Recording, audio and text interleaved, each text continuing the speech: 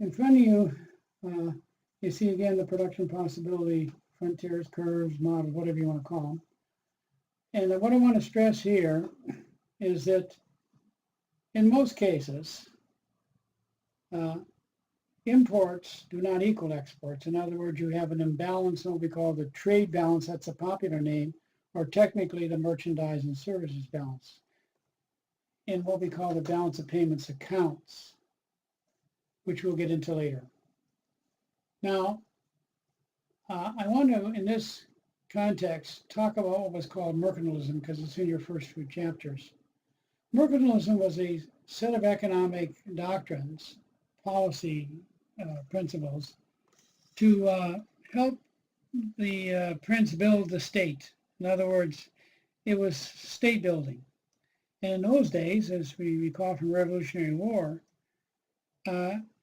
you had to, you really wanted to expand your armies, you got mercenaries from other countries, which you usually paid for in terms of gold. So you were looking for a way to increase that potential, and the way to do it was to export more than you import and get the balance paid. Remember that to the extent you export, you're paying for imports, but if you import more than you export, you have to make payment on a balance, and that was usually done in gold. The gold then would be used by the prince, the monarch, who was seeking to expand the state into the purchase, used for the purchase of, like in the Revolutionary War, the British buying Hessians. Big part of the British Army were Hessians, Germans from roughly the area of Prussia, fighting in the British Army.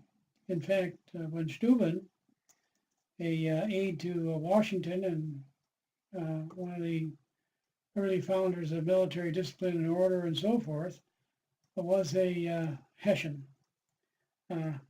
Fortunately not hired by the British. Anyways, so we have these import and export balances, the balance on merchandise and service account or trade balance, not in balance. Now, if we import more than we export, it means we can go beyond the production possibility curve and have a consumption investment good mix that we could not have if we had a balance or a deficit in the trade balance, or a surplus in the trade balance. We go beyond it.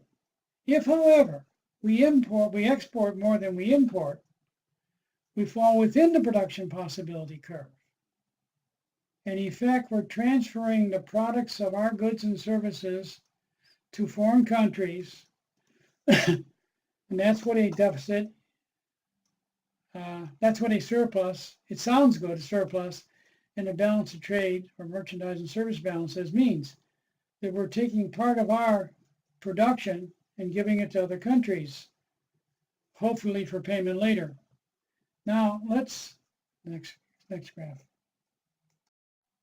In front of you, you see again the production possibility, frontiers, curves, models, whatever you want to call them.